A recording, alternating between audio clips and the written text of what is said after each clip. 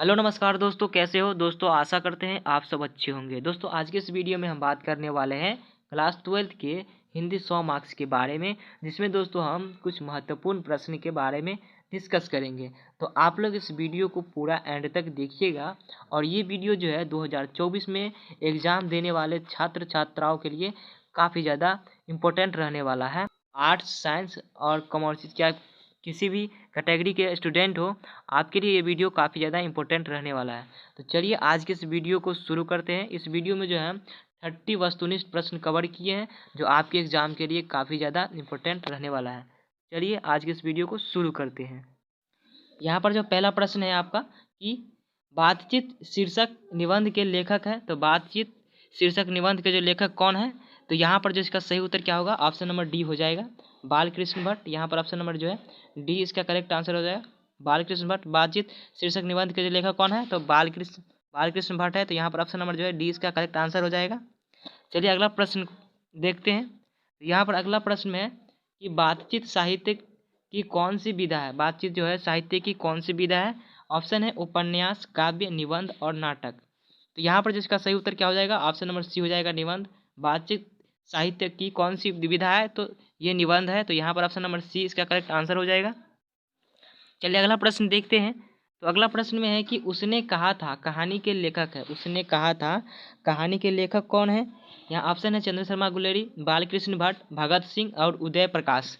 तो यहाँ पर इसका सही उत्तर क्या हो जाएगा, ऑप्शन नंबर यहाँ पर ए हो जाएगा, चंद्रधर शर्मा गुलेरी, जो कि उसने कहा था कहानी के लेखक। यहाँ पर ऑप्शन नंबर जो है ए इसका करेक्ट आंसर हो जाएगा।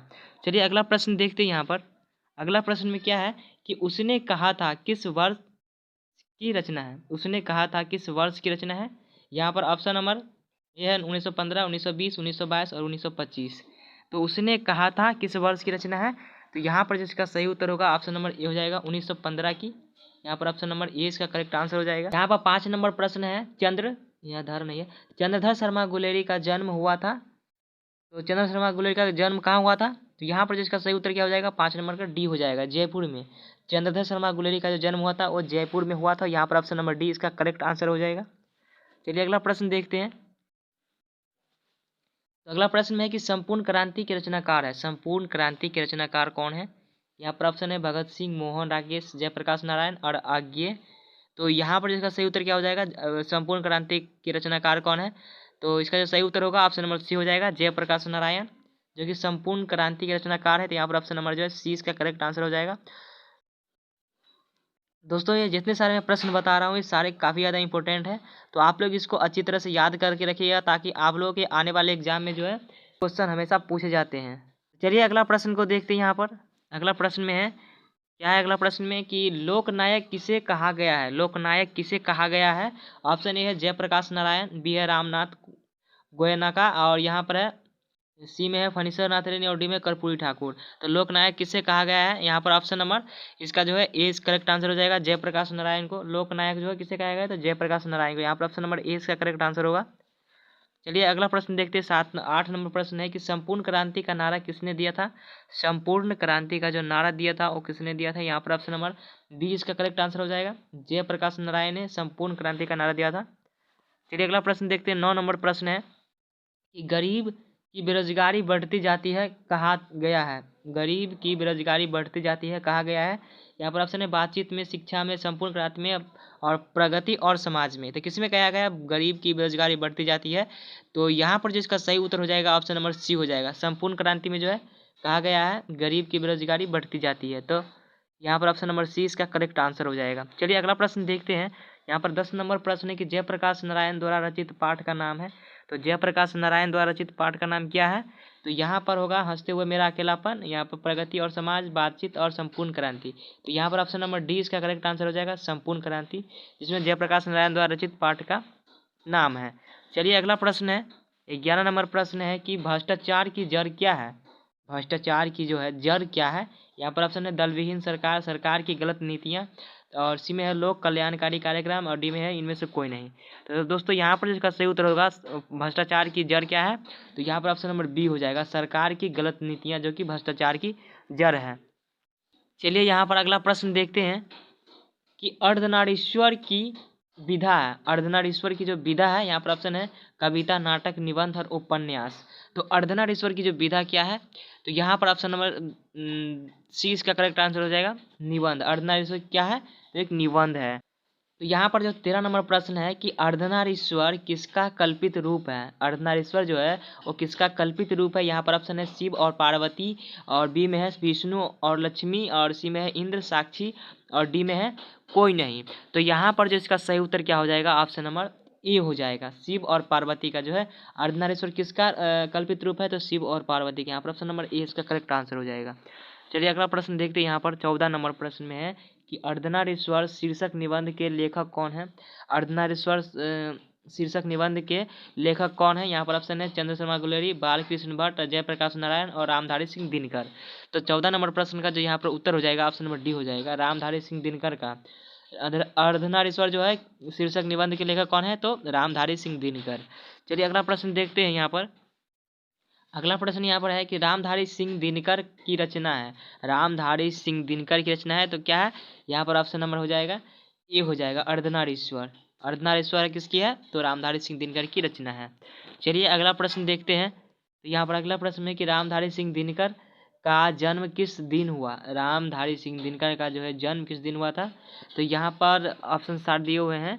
तो यहाँ पर इसका जो option number A correct answer हो जाएगा, 23 सितंबर 1908 को।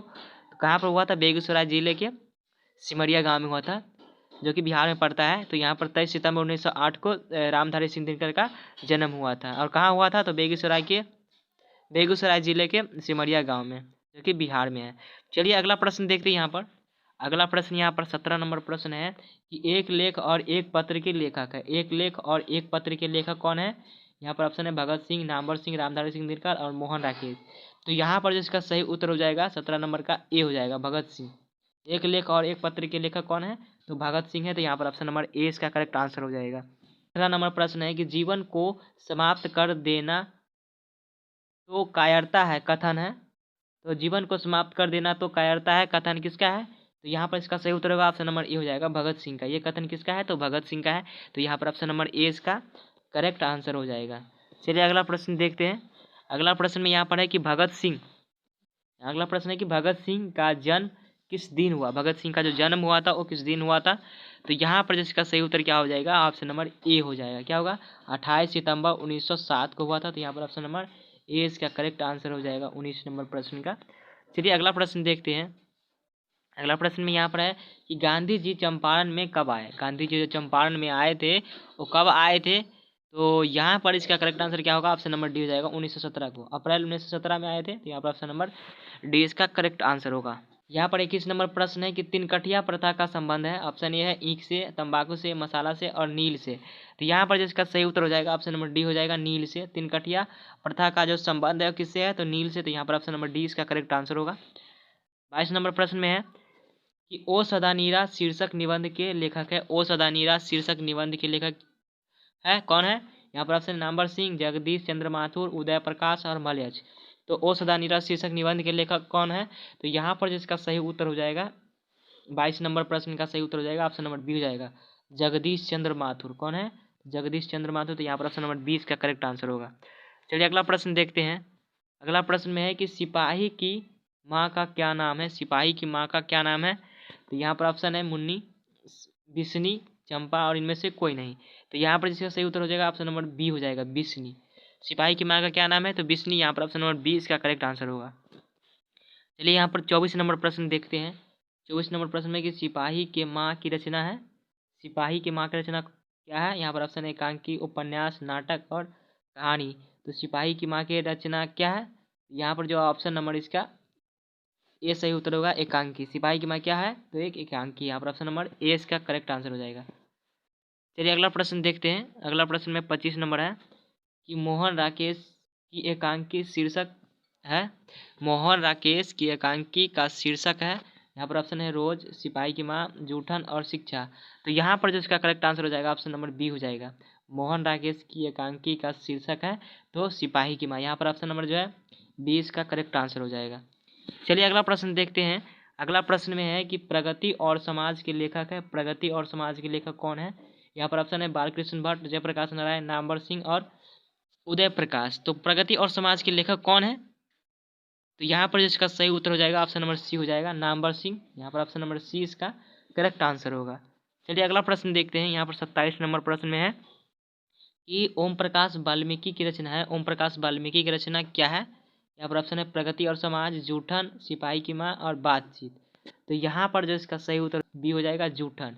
ओम प्रकाश वाल्मीकि की जो रचना है वो जूठन है। तो यहाँ पर ऑप्शन नंबर बी इसका करेक्ट आंसर हो जाएगा। चलिए अगला प्रश्न देखते हैं। यहाँ पर अगला प्रश्न में है कि हंसते हुए मेरा अकेलापन किसकी कृति है? हंसते हुए मेरा अकेलापन किसकी कृति है? यहाँ पर ऑप्शन है मलयज, ओम प्रकाश वाल्मीकि, नामवर सिंह और जे कृष्ण मूर्ति। तो हंसते हुए मेरा अकेलापन किसकी कृति है? तो यहाँ पर जो इसका सही उत्तर हो जाएगा ऑप्शन नंबर यहाँ पर क्या होगा, ए हो जाएगा, मलयज की। हंसते हुए मेरा अकेलापन मलयज की। यहाँ पर ऑप्शन नंबर जो है ए इसका करेक्ट आंसर हो जाएगा, वैद्यनाथ मिश्र यात्री मलयज, है ना। चलिए अगला प्रश्न देखते हैं। तो यहाँ पर अगला प्रश्न में है शिक्षा। शिक्षा के रचयिता कौन है? शिक्षा के जो रचयिता है वो कौन है? यहाँ पर ऑप्शन है महात्मा गांधी, विनोबा भावे, जगदीश चंद्र माथुर और जय कृष्ण मूर्ति। तो शिक्षा के रचयिता कौन है? तो यहाँ पर जो 29 नंबर प्रश्न का ऑप्शन नंबर डी हो जाएगा, जय कृष्ण मूर्ति। कौन है? तो जय कृष्ण मूर्ति है। तो यहाँ पर ऑप्शन नंबर डी इसका करेक्ट आंसर हो जाएगा। चलिए अगला प्रश्न देखते हैं। तो यहाँ पर अगला प्रश्न में है कि तिरछी कैसी कहानी है? तिरछी जो है वो कैसी कहानी है? यहाँ पर ऑप्शन है मिथकीय, मनोवैज्ञानिक, संस्कृत और प्रतीकात्मक। यहाँ पर ऑप्शन नंबर प्रतीकात्मक है। तो यहाँ पर ऑप्शन नंबर जो है बी इसका करेक्ट आंसर हो जाएगा, मनोवैज्ञानिक। तिरछी कैसी कहानी है? तो मनोवैज्ञानिक। यहाँ पर ऑप्शन नंबर बी इसका करेक्ट आंसर हो जाएगा। तो दोस्तों आज का ये वीडियो आपको कैसा लगा आप लोग मुझे कमेंट में ज़रूर बताइएगा। फिर मिलते हैं किसी और वीडियो में, तब तक के लिए जय हिंद, जय भारत।